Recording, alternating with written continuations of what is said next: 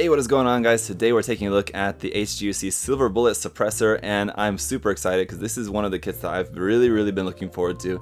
If you guys didn't know, the HG Silver Bullet is one of my favorite HG kits out there, just kind of one of my favorite kits in general. It's a really awesome kit. It's really big, nice detail, cool design, and just really unique, and it has a few different forms that's been out. So this is the form that was seen in Gundam Narrative. This was piloted by Banager Links, so it does have some kind of unicorn similarities in terms of the new changes in the design to this version of the Silver Bullet. Most obviously being the fact that it uses the beam magnum, and that's also what gives it its very unique design for the backpack, because in its backpack it has extra arms stored because every time it fires the beam magnum, it basically destroys its arm because it's too powerful for the Silver Bullet's arms, like we saw in Gundam Unicorn, how that happened to the Delta Plus. Same story with this, so you can kind of see how it's got some of that effect here going on with like the little damage. You can see, I don't know, it's like little lightning strikes or whatever, anyway, electrical things around there, showing that the arm is being broken as he's firing the beam magnum there. So it has a cool system included with the backpack for like how it loads up the new arm every time. It's a really interesting kind of design. I don't know as far as like how much that really makes sense, if just from like a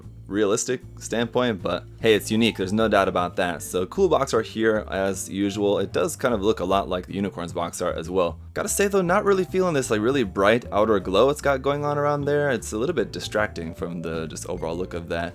But if we go here onto this side, we've just got that there again, and this is 225 in the HGUC line. Going to the bottom of the box here, you can see what the kit is going to look like front and back. It's very dark, so it's going to be mostly almost black in its design. It's just a really dark navy blue, I think, so kind of more closer to the colors of the Banshee, except that it has the white accents on there as well. You can see in the backpack the 4 extra arms stored up in that part there. And then for actions, it's got some cool action poses, including the kneeling pose there. It's got the Gundam head. And then over here, it's talking about the action of the kind of rail on the back for loading up a new arm every time he needs to fire the beam magnum again. And then on the top of the box, you've just got a kneeling pose here once again, showing the damaged arm with the beam magnum, and then some information here in Japanese and English, but it's really tiny. So there you go, I'll zoom in on that for you in case you want to read that bit. And again, no list price on the box here anymore, but the list price for this was 2,700 yen, so it's pretty expensive, but as you can see, it's a pretty good sized box, and there's a lot of plastic in here. I can feel it's very full. As I said before, the Silver Bullet in general is just a pretty large design,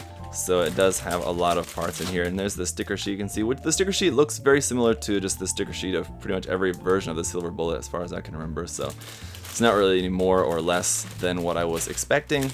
Alright, so let's take a look at the manual here first. So typical HGUC manual here with some interesting statistics, information there about the design over there. Nice big reference photo here on the front. I'm liking the white accents on this design, but as much as I like purple, not really feeling the purple accents on here. It's just not really blending as well in my personal opinion.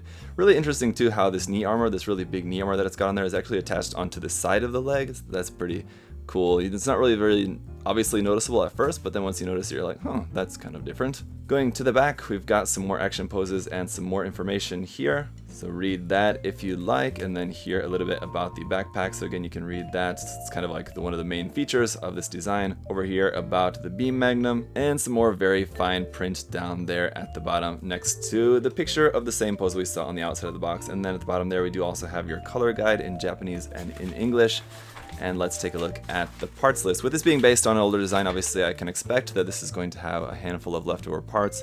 And if you look at the parts list here, you can see there are quite a bit of X's on there. So you will have a lot of leftover parts, especially here on the E-Runner, you have a lot of leftover parts there. Which looks like it's a lot of parts maybe for the shield and other things as well. So I'm actually going to be quite interested to see what you can make with leftover parts with this, or like how you can sort of like customize your kit here by using some alternate parts or something. So that's something looking forward to checking out here as well. So anyway, as for the construction, we've got the body, the head, the shoulders, and we're on to the right arm and left arm. All of that covered on the first page, so we're getting through the construction very quickly here.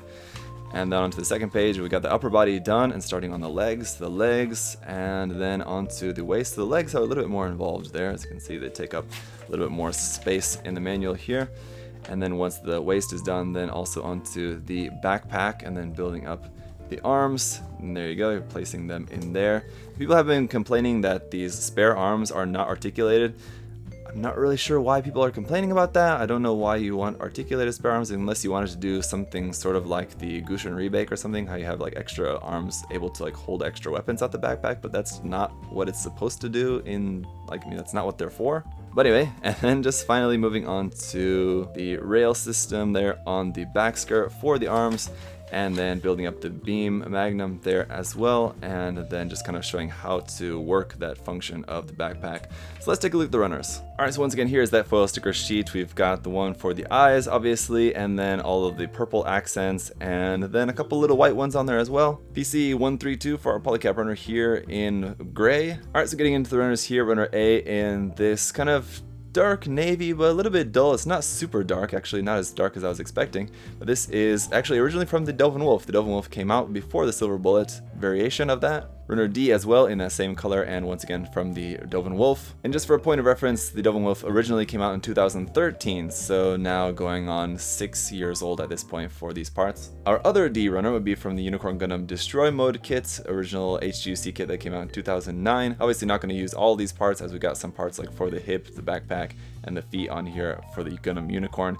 Pretty much just going to be using all the parts there just for the beam magnum. And then runner E now in a lighter, almost sort of lavender kind of gray color here, and these parts are now originally from the original Silver Bullet kit. And it looks like we've got all the parts there for the original Silver Bullet's original beam machine gun as well, so while it's not covered in the manual, I don't think, that will be an extra weapon that you'll have included with this, so that's pretty cool. Runner F in this very interesting kind of bluish color, bluish gray kind of color here for these. These are more parts from the Dovin Wolf, obviously just a bunch of joint parts, hand parts, and all of that on here. And then more of that here on runner G, again from the Dovin Wolf, more joint parts, internal parts, and some stand parts. These little bits here on the side are for the stands for holding up the arms as they're on like a wire guided income system. And then we're getting into the brand new parts for this kit, and strangely enough starting with runner I2, and this is marked for the Silver Bullet Suppressor, but I'm just wondering why this is I2, but I guess this is separated from a different version of the Silver Bullet kit, and maybe that's why. But anyway, just that one little part here in pretty much black, I guess it is.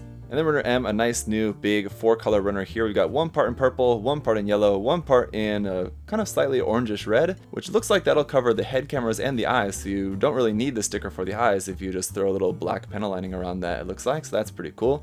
And then obviously a bunch of new parts there for the backpack, the sides of the legs, the knees, new parts in there for the torso as well as for the head, so quite a lot of new parts for this. As you will see as we continue on through the runners, here now into runner N as well, also another very full, very new runner for this kit.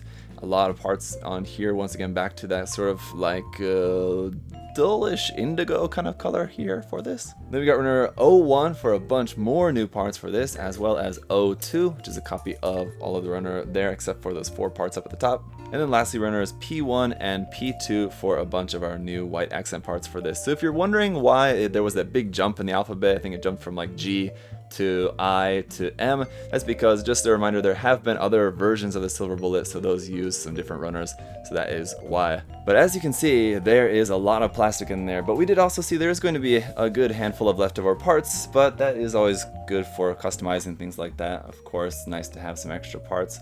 Why not? We've got a really awesome kit here. It's going to be very big, very cool design, and I'm super looking forward to it, so I can't wait to get this built up. Thank you guys so much for watching, and of course a huge thank you to SA Gundam Store for sponsoring the review. Do check the link to their site down below. You can get this awesome kit and everything else there on their store 10% off using that coupon code there, ZakuAurelius10. So check that out. And as always guys, leave any other further questions or comments you have down there in the comment section below. I'll see you in the review. Bye bye.